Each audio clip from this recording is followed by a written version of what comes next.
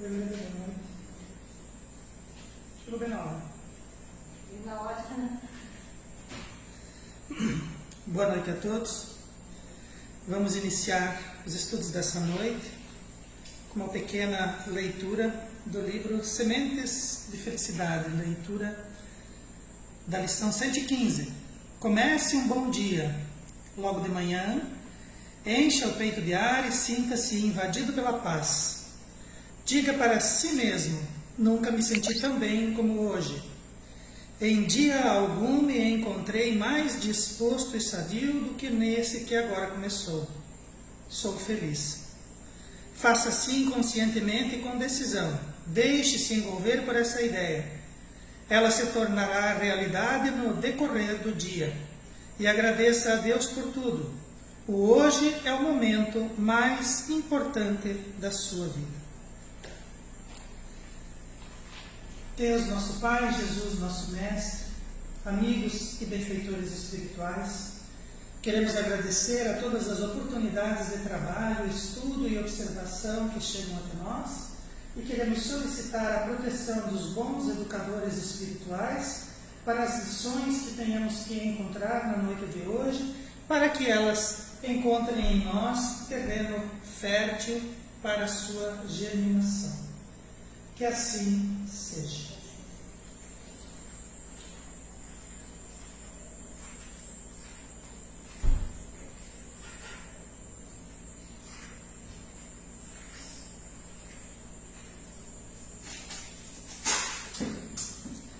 Para os estudos dessa noite, nós nos inspiramos no livro No Limiar do Infinito, do Espírito Joana de Ângeles, por Divaldo Franco, no capítulo 6, na página 47. A mentora espiritual faz um apanhado sobre o tema educação. Nós achamos por bem dividir o texto em 3 partes. Na semana passada nós vimos a parte 1, hoje veremos a parte 2 e esperamos, com um pouco de sorte, na semana que vem, encontrarmos a parte 3. Fazendo um pequeno resumo do que vimos na primeira lição, reencarnamos e trazemos aquilo que deve ser educado. Então todos nós desembarcamos na Terra, trazendo na nossa bagagem aquilo que nós realmente precisamos melhorar. As restrições que encontramos na nossa vida material são as sinalizações que indicam o caminho a seguir. Então, muitas vezes a gente pensa em fazer uma coisa, mas a vida faz com que a gente tente outras. Essas restrições, esses impedimentos, são um indicativo do melhor caminho e é isso que nós devemos atentar. Cabe a cada um decidir se quer ou não se reeducar. Então, cada indivíduo, utilizando o seu livre-arbítrio, deve decidir aquilo que faz ou não faz, mas sabendo que, se nós não agimos no tempo presente, nós precisaremos agir em tempo futuro, geralmente em estado de emergência.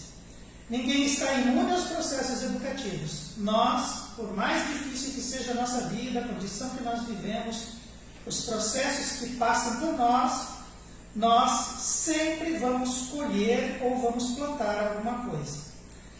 Nós possuímos potencialidades que necessitam da nossa intervenção. Nós trazemos, assim como trazemos a nossa bagagem que precisa de educação, nós também trazemos potencialidades, nós trazemos potenciais. E nós precisamos observá-los e precisamos intervir positivamente neles. Tudo se encontra no Espírito e é lá que deve se trabalhar, que se deve trabalhar. Então, o Espírito é o promotor da vida e o Espírito é quem planta e quem colhe as sementes da sua própria seara. Então, toda a educação deve visar o plantio do bem e do progresso no Espírito. Antes do Espiritismo, as informações eram inconscientes. Então, antes do advento do Espiritismo, quando nós encarnávamos, nós trazíamos tudo aquilo que precisávamos precisávamos como orientação, nós trazíamos de forma inconsciente. Mas a partir do Espiritismo nós somos advertidos e somos educados de forma consciente. As lições são claras, as orientações são precisas. Então nós contamos hoje com o advento do Espiritismo que nos auxilia nesse processo de educação do nosso espírito. É preciso que nós usemos o livre-arbítrio para fazer as opções corretas e melhores. Então, o livre-arbítrio é a capacidade que cada um de nós tem de escolher o que plantar. E nós precisamos, já que temos orientação, como as orientações do Espiritismo, precisamos fazer as melhores escolhas. Quando nós fugimos dos convites da vida, nós vamos sofrer duas vezes, porque o convite da vida é a providência divina sendo sábia em colocar na nossa vida aquilo que é o melhor e aquilo que nós devemos enfrentar naquela condição. Quando nós fugimos disso, nós vamos enfrentar as dificuldades e, portanto, vamos sofrer duas vezes. Aquilo que se firma agora permanece para o futuro, é o bom atavismo.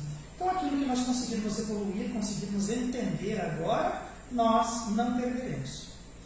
E Joana de Ângeles faz uma advertência quando diz que nós não aspiramos o bem, porque ainda não entendemos do que ele se constitui. Então, precisamos entender o que é o bem, qual é esse bem que o Cristo trouxe, qual é esse bem que o Cristo ensinou e do que ele se constitui. Quando nós entendermos, nos educarmos para o bem e quando compreendermos do que o bem se constitui, nós vamos aspirar essas coisas. Para hoje, então, nós precisamos entender o que é essa definição de educação.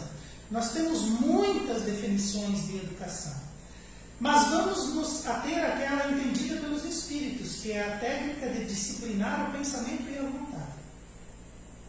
Mas é estranho, agora há pouco nós falávamos que tudo está no Espírito, mas o Espírito possui duas mãos, o pensamento e a vontade. Através do pensamento e a vontade nós vamos agir na matéria, nós vamos agir em nós mesmos, nós vamos trabalhar junto da sociedade e dos núcleos de desenvolvimento humano e ali nós vamos nos disciplinar.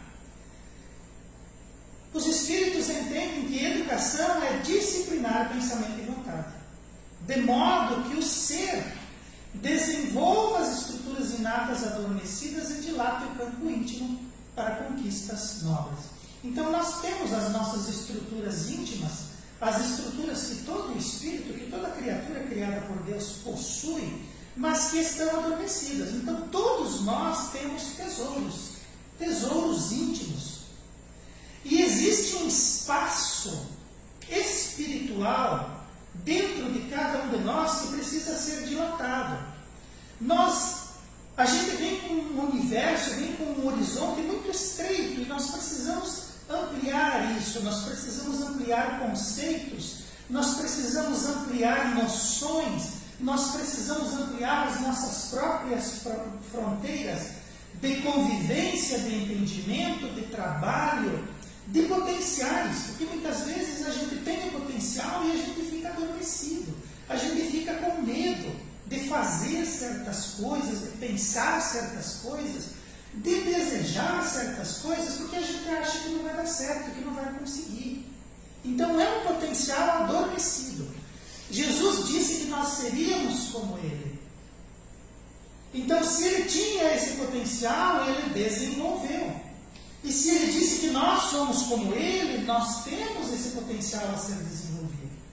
Mas para desenvolver esse potencial, para dilatar o nosso campo íntimo, nós precisamos também disciplinar pensamento e vontade.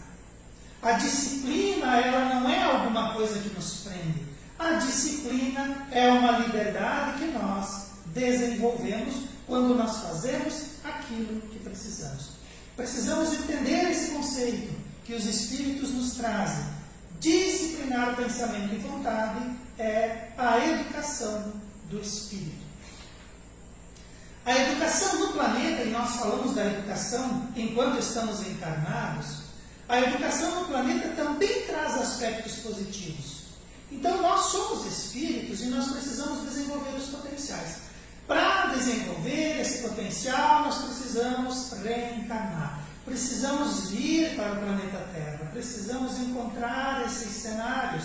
Precisamos encontrar essas energias que geram em nós as pressões.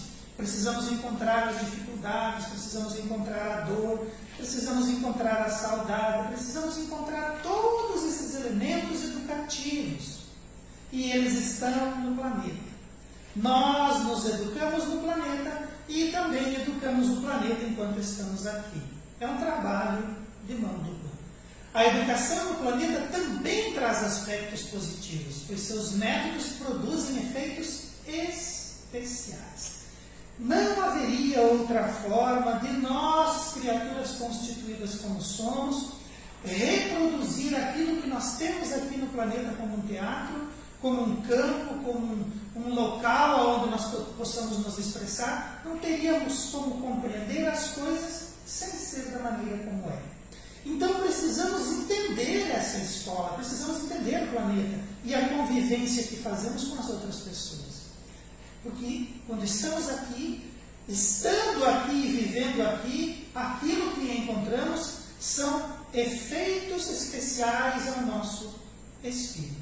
Esses efeitos especiais encontramos somente no planeta Terra. E também encontramos processos persuasivos. Nós estamos numa família, nós temos pai, mãe, irmãos, nós temos sociedade, nós temos educação do planeta, nós temos o nosso corpo, nós temos a convivência. São processos persuasivos.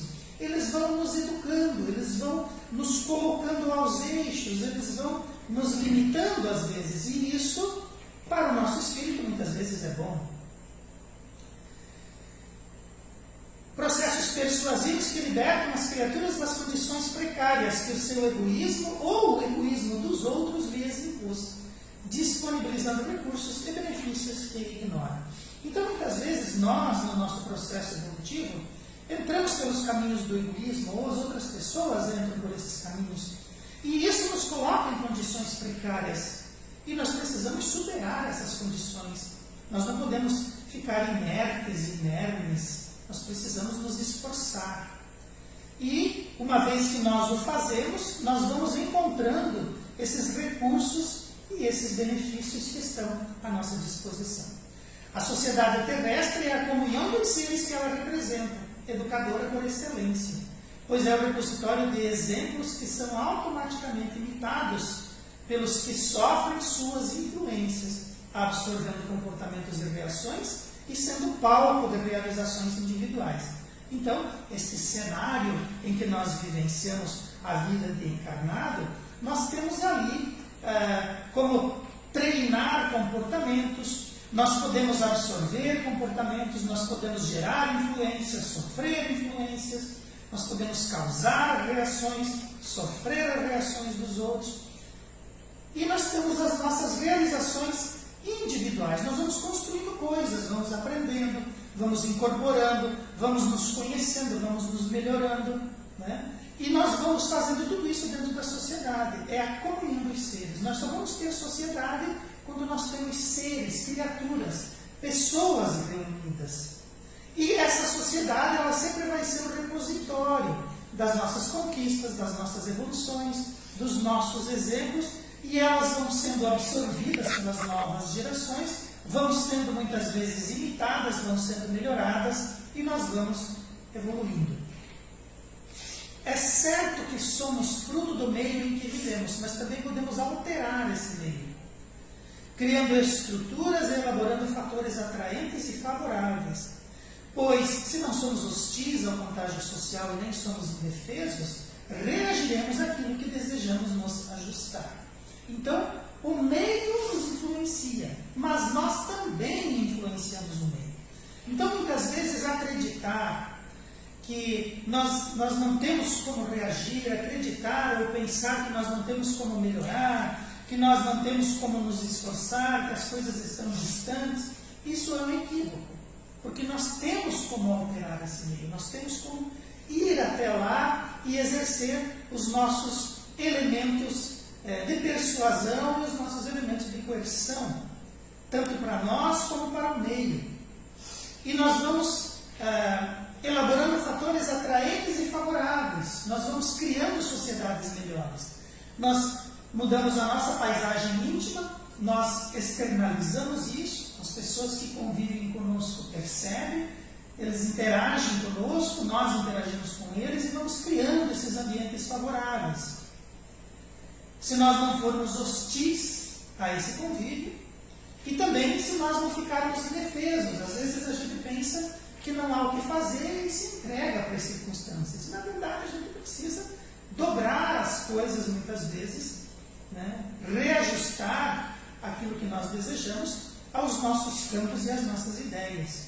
Então, há como se trabalhar esse ambiente e há como se trabalhar o nosso ambiente íntimo, melhorando ele. Muito além dos valores, cabe à educação também esclarecer os benefícios resultantes de se fixar em implementos culturais, morais e espirituais, de modo que se promovam os seres não apenas aos círculos terrestres, mas também para uma sociedade essencial de onde ele vem e para onde se dirige.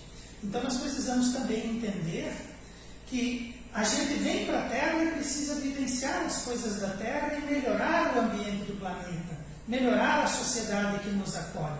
Mas ao mesmo tempo também precisamos entender que nós precisamos dar a nossa contribuição e ela tem que ser benéfica. Nós não podemos imaginar que muitas vezes a gente ouve discurso, porque essa sociedade, essa cultura que estamos vivendo, ela não produz mais frutos, os frutos que ela produz não são bons, e daí nós, então vamos destruir o que nós temos aí, vamos eliminar isso. Quando a gente destrói alguma coisa, nós não criamos nada, nós simplesmente destruímos. Quando nós destruímos alguma coisa, nós não colocamos nada no lugar, nós abrimos um vácuo. Então, se nós temos estruturas sociais, se nós temos pensamentos sociais, e esses pensamentos não são bons, nós precisamos reestruturá-los, nós precisamos melhorá-los, nós precisamos dar a nossa contribuição, imaginando que nós somos seres espirituais que encarnam, e não seres encarnados que possuem espírito. Nós vivenciamos uma sociedade essencial que é a do espírito, de onde nós viemos e para onde nós estamos nos dirigindo.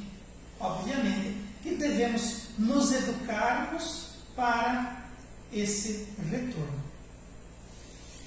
Neste sentido, o Evangelho é o maior repositório metodológico de educação e de maior expressão filosófica e educacional. Então, o Evangelho do Cristo é a melhor metodologia que nós vamos encontrar e a melhor filosofia que nós podemos vivenciar enquanto estamos encarnados. Porque ela não se limita, o Evangelho não se limita a um breve período da vida. Então, quando nós falamos em Evangelho, ele não é só para a nossa infância, para nós entendermos o que acontece dentro da religião. Ela não é só para a idade adolescente, quando nós vamos compreender como é que a sociedade funciona, utilizando aquele mecanismo religioso e filosófico. Nós não podemos imaginar que a religião, que o Evangelho do Cristo serve para nós só na idade adulta, quando nós precisamos educar os nossos filhos, ou que ela serve só lá na terceira idade, quando a gente fica velho, então as coisas do espírito começam a fazer sentido porque o espírito está mais próximo do que o corpo. Nós precisamos imaginar que em qualquer momento da nossa vida, nós temos o Evangelho como metodologia e como filosofia. Só que nós precisamos aplicá-la, promovê-la, distribuí-la na totalidade do nosso comportamento. Então, quando nós estamos sozinhos, nós, conosco mesmo, precisamos aplicar o Evangelho em nós. Quando estamos em família, precisamos aplicar o Evangelho na família. Quando estamos em sociedade, precisamos aplicar o Evangelho na sociedade, sem rigores nem pieguismos. Se o Evangelho é uma metodologia educacional, não pode haver rigores. E se o Evangelho é uma filosofia educacional, não pode haver pieguismo. Nós precisamos ser sensatos, aplicar o Evangelho na nossa vida. Ele é o maior repositório metodológico de educação e de maior expressão filosófica que nós dispomos. As lições de Jesus propõem conduta e explicam o porquê dessa propositura, com seus efeitos e suas razões, convocando com voz imperativa a nossa adesão em suas advertências consoladoras, que expressam os objetivos a que todos os seres convergem. Então Jesus propõe conduta e explica o porquê. Tanto que existem situações que estão lá no Evangelho que Jesus curava e depois ele dizia assim: a tua fé te salvou, a tua fé te curou. Mas é necessário ser curado ou é necessário ser salvo? Por que Jesus complica isso para nós? Por que Jesus diz assim: a tua fé te salvou? E o indivíduo foi como uma doença, ele foi como alguém que precisava ser curado. Mas que relação existe entre cura e salvação? Às vezes a gente não se dá conta desses aspectos, mas eles estão entrelaçados. E ali Jesus diz assim: olha, você tem o livre-arbítrio, e o teu livre-arbítrio te trouxe até aqui. Te trouxe até a tua doença, a tua dor te arrastou até aqui. Mas você precisa se salvar, e muitas vezes nós precisamos nos salvar de nós mesmos, das nossas posturas, dos nossos comportamentos, das duas mãos do nosso espírito, da vontade e do desejo. Nós precisamos colocar para nós mesmos que existem horizontes melhores, e nós precisamos entender o que isso significa e trabalhar nessas proposituras.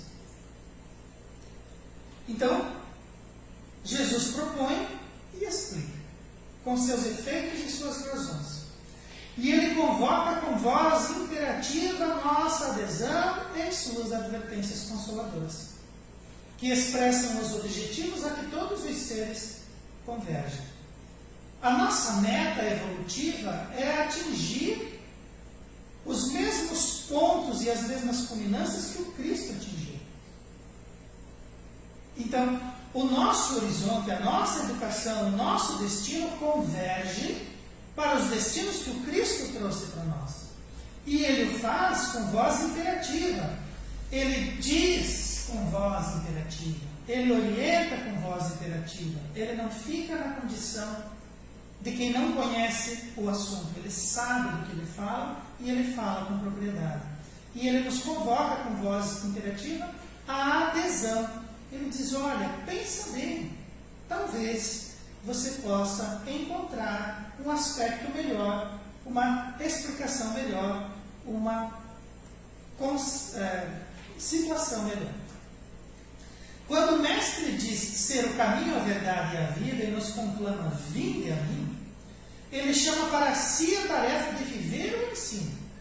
E se impõe o dever de testemunhar a excelência das lições que ministra, por meio dos seus efeitos, para que comprovemos.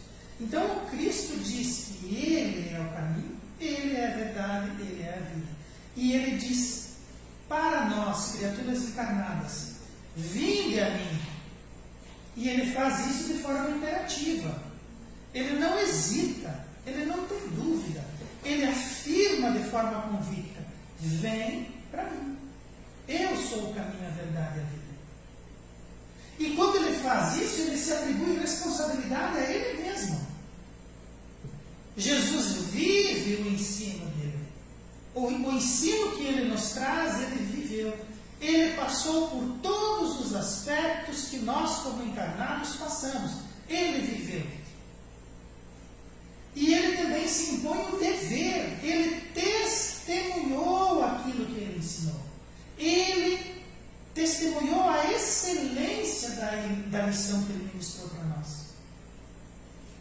Então ele não deixa dúvida, ele ensina e se põe no dever de testemunhar. Em nenhum momento ele hesita. E ele diz para nós: eu sou o caminho.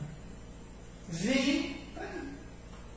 Então, que professor melhor nós teríamos para desejar? Um professor firme, um professor sábio, um professor que vive a lição. Um professor que se impõe a ele mesmo o dever de testemunhar, para que nós não hesitemos e não tenhamos dúvida. Jesus sintetizou em si mesmo a dupla função de mestre. E ele era, o único título que Jesus aceitou para ele era mestre. Quando você me chama de mestre, sim, eu sou o mestre. Então ele sabe quem ele é. E ele se propõe a ser exatamente o que nós precisamos. Então ele sintetizou em si mesmo a dupla função de mestre: ser educador e ser pedagogo, permeando as lições em seu comportamento e dando vitalidade à técnica que utilizava. Então, as lições que ele trouxe para nós, ele colocou no próprio comportamento e na própria vida.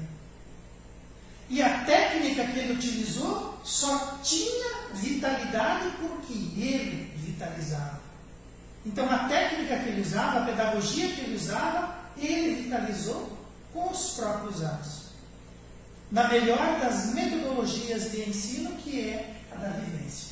Então, ele veio através de uma mãe, ele conviveu com irmãos, ele trabalhou com o pai, ele aguardou o momento dos 30 anos, porque essa era a regra social da época. A partir dos 30 anos, ele começa o seu trabalho. Ele vivenciou aquilo que ele ministrava. Ele era o educador e ele era o pedagogo. Ele colocou a lição na própria vida e ele vitalizou a técnica que ele utilizava. Então nós temos o Cristo, mas também temos o livre-arbítrio. E se nós não quisermos, se nós não desejarmos seguir as lições do Evangelho, quando todos os mecanismos de educação falecem, surge outro mecanismo para a evolução. A evolução, o progresso, não pode ser detido. Nós sempre vamos evoluir e sempre vamos progredir. É possível que a gente pare, é possível que a gente estacione, é possível que a gente se desvie. Quando isso acontece, nós não estamos observando aquilo que o Evangelho nos traz, nós não estamos observando aquilo que o Cristo nos traz. Porque estamos falando aqui de educação do Espírito. Educação do Espírito. Nós reencarnamos para educar o Espírito. Então nós vamos precisar de mecanismos que vão agir no Espírito, que vão dobrar a nossa vontade férrea de não seguir as lições do Cristo. Esse dispositivo é o da dor, nos forçando ao crescimento e nos libertando das situações afligentes e conflitantes que desejamos. Então, muitas vezes, a gente vê um indivíduo e ele está passando por dificuldades, ele tem situações difíceis, ele passa por complicações. Sabe quando a pessoa está naquele problema assim, aquela situação difícil de verdade? Vocês entendem isso, né?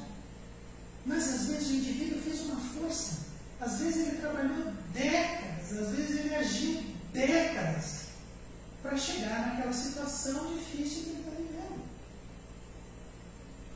Mas às vezes a gente pensa assim, mas então ele não teve orientações. Mas às vezes ele teve. São aquelas as situações que afligem e aquelas situações de conflitos que nós desejamos. Eu quero conflito, eu quero problema, eu quero a perturbação. E eu vou atrás e eu consigo. Fácil. E Emmanuel, o Espírito Emmanuel, ele diz assim para nós. Muitas vezes nós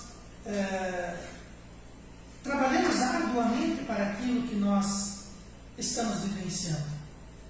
E para cair, a gente tem que trabalhar muito.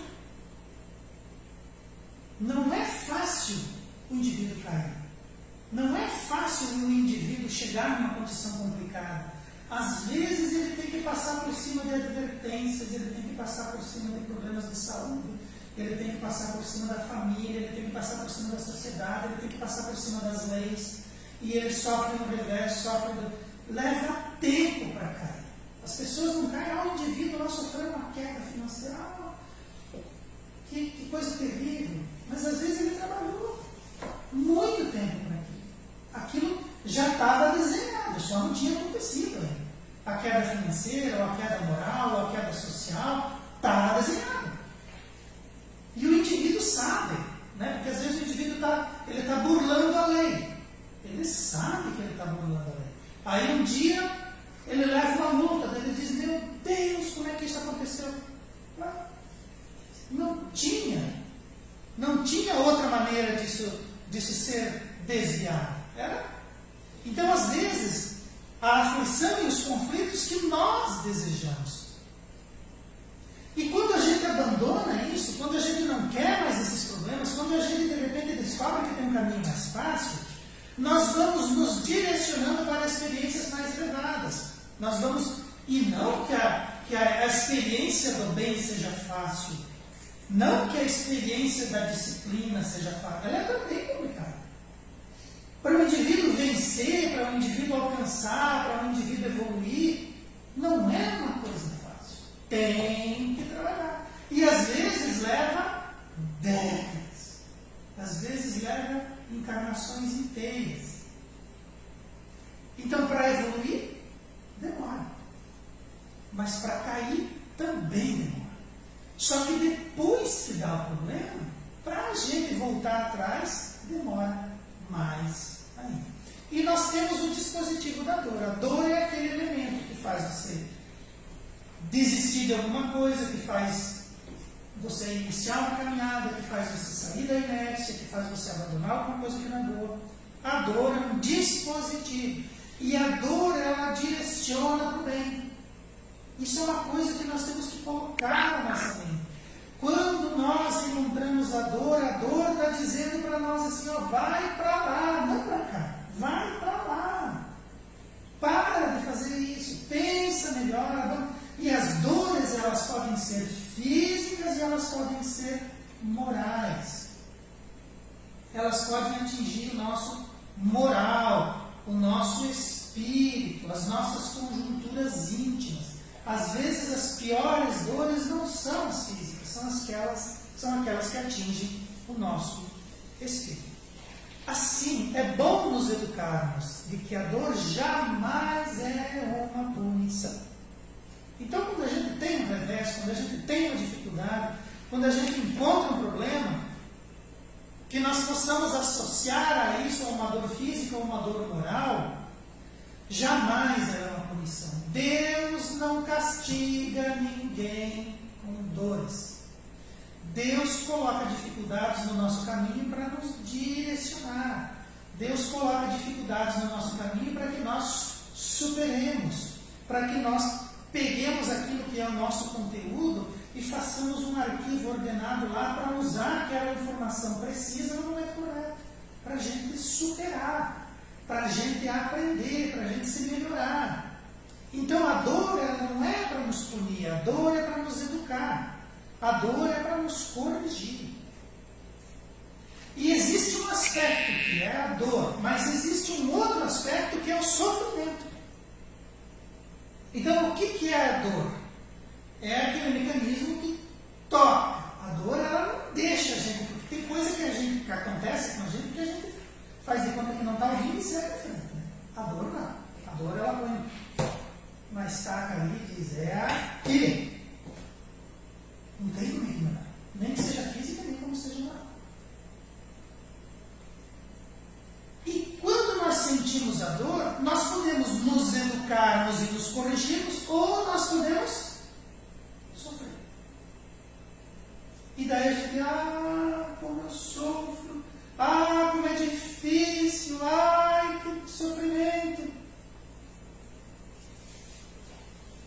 Ou nós nos corrigimos, ou nós sofremos.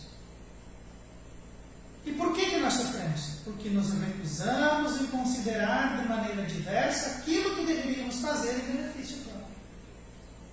É por isso que sofremos. E olha o que o Espírito fala, o Espírito João adiante. Nos recusamos em considerar. Então as coisas estão postas, nós estamos trabalhando, vem a dificuldade, vem a dor e nós nos recusamos. Por quê? Fulano, você está prejudicando a própria saúde com essa atitude? Não, eu me recuso. Os indivíduos querem continuar bebendo, querem continuar se drogando, querem continuar fumando, querem continuar agindo de maneira intempestiva, querem.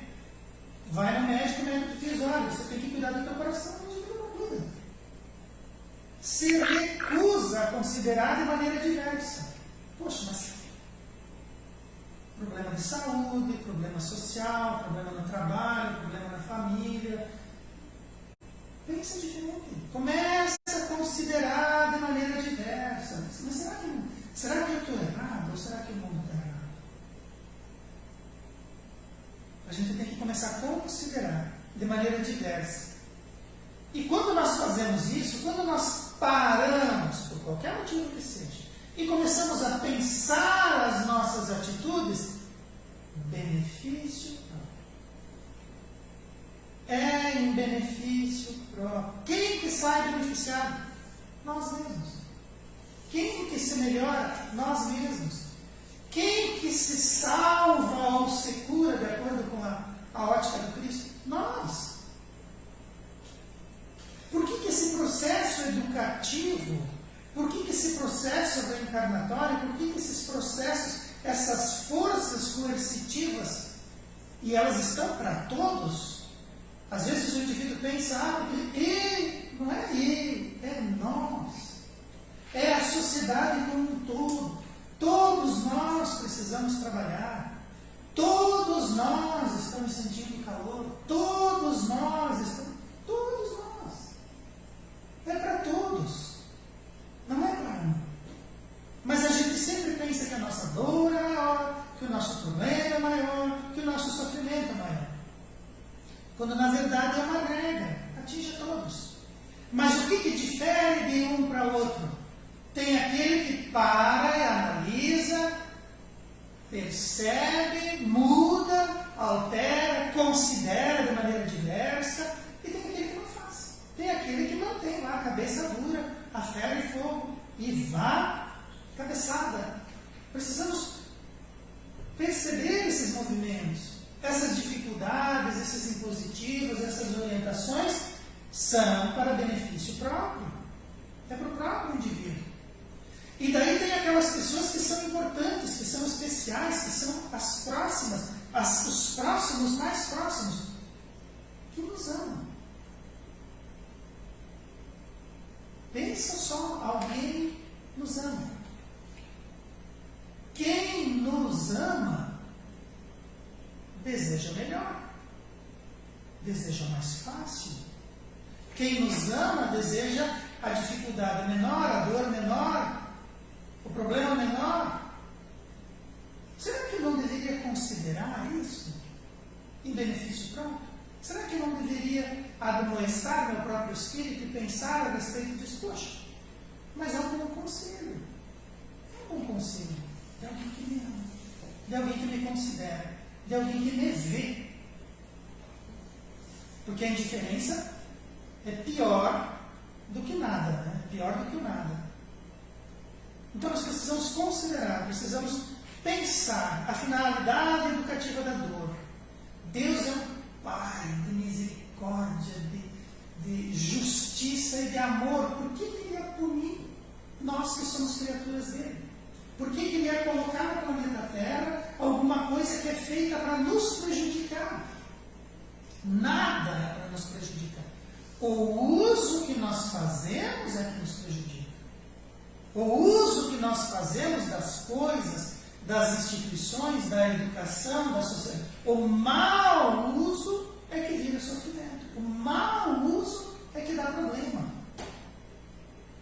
As coisas são constituídas para o bem.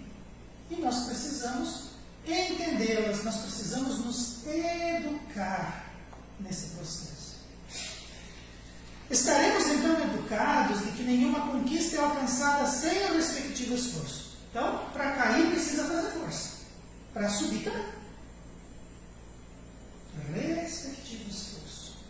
Nós precisamos dar a nossa contribuição. Nós precisamos dar o nosso esforço.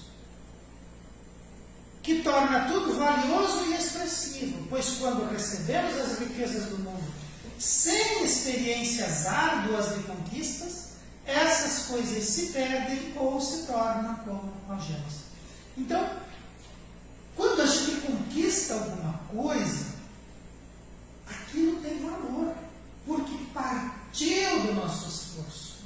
Nós tivemos que fazer esforço. Aquilo tem significado, aquilo tem sabor, aquilo é uma conquista de direito meu. Ninguém me toma aquilo que eu evoluí, aquilo que eu conquistei. Mas se eu ganho alguma coisa de forma subterrânea,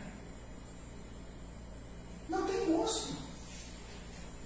Inclusive eu não vou dar valor. Vai se perder para mim, eu não dou valor para aquilo. Não vai me acompanhar. Então as coisas, as conquistas, elas precisam ser carimbadas. E para elas ser carimbadas, nós precisamos nos esforçar. Ou essas coisas vão se perder, ou vão se tornar algemas. Dentro das realidades espirituais, nós temos muitos exemplos de indivíduos que buscam, que lutam arduamente por algumas coisas, e isso depois algema elas. Nós poderíamos citar os políticos, por exemplo, né? Eles se esforçam, eles trabalham, eles buscam muito aquela representatividade e muitas vezes depois desencarnam e encontram os problemas de terem feito escolhas ruins por conta do meio em que eles estavam. Né? As coisas se perdem ou se tornam algemas. E para que elas tenham alguma importância para nós, elas precisam do carimbo, do esforço. Né? Elas se tornam valiosas e expressivas quando nós nos esforçamos. O nosso planeta Terra é uma abençoada escola. Ela pode ser uma escola, pode ser um hospital, pode ser uma prisão. É o mesmo plano. É a mesma sociedade, é o mesmo espírito. Mas a maneira como nós nos comportamos, a forma como nós enxergamos, aquilo que nós ministramos para nós como conhecimento, pode fazer com que o mesmo ambiente, a mesma sociedade e o mesmo espírito encontrem, vejam, percebam o planeta de forma diferenciada. A Terra é para ser uma escola, mas ela pode se converter numa prisão ou pode se converter num hospital. Então, melhor que seja uma escola. É uma escola abençoada. E aqui devemos aparar arestas. Pois os hábitos provêm do Espírito, mas voltam para o Espírito, gerando as lições ou os resgates que responderão por uma liberdade maior ou uma escravidão demorada, de acordo com a qualidade de que se constitui. Então, reencarnamos, chegamos aqui, encontramos uma escola, e há o que se fazer. O que se faz numa escola? O que se faz numa prisão e o que se faz num hospital? Eu acho que isso é tácito. Não precisamos nem falar sobre isso. Mas, se é uma escola, o que se faz numa escola? Se é uma prisão, o que se faz numa prisão? Então, nós precisamos nos colocar como aqueles que vão fazer aquilo que é para ser feito naquele ambiente. Se é uma escola, vamos aprender. Nós aprendemos no primeiro núcleo, que é a família, depois nós aprendemos no núcleo maior, depois aprendemos... E nós vamos nos colocando como cidadãos do universo. Vamos aprendendo de acordo com a amplitude. Lembra aquele espaço, lá no primeiro slide que nós falávamos, aquele aspecto do espaço íntimo? espaço íntimo da família, depois nós temos um espaço íntimo da sociedade, depois nós temos um espaço íntimo do planeta, e daqui a pouco nós temos dentro de nós o espaço íntimo do universo. Nós observamos o universo, entendemos o universo. E ele se torna a nossa casa. Nós nos tornamos cidadãos do universo. Ele não tem mistérios para nós. Então nós estamos aqui como uma escola e precisamos aprender como numa escola. E quando chegamos aqui, trazemos as coisas que estão no Espírito, e quando saímos daqui, levamos somente o que o Espírito carrega. Então, aonde que nós vamos armazenar alguma coisa? No Espírito. Se nós armazenarmos em qualquer outro lugar, dor, aflição, dificuldade. Porque nós somos seres espirituais que reencarnam. Então, existe uma vida espiritual, existe uma vida material, existe um retorno à vida espiritual. Acharmos que esse planeta é definitivo, que ele... Não. Nós estamos aqui fugazmente, rapidamente. Para quê? Para aprendermos. É um planeta escola. E nós podemos vir aqui e resgatar, mas também podemos vir aqui e achar problema para o futuro. Nós vamos gerar ali resgates e lições que vamos botar aqui, sim, daí talvez como uma prisão, não mais como uma escola. E de acordo com esse processo, ou nós vamos ter uma liberdade maior ou uma escravidão devorada, de acordo com aquela qualidade que nós vamos atribuir a esse processo.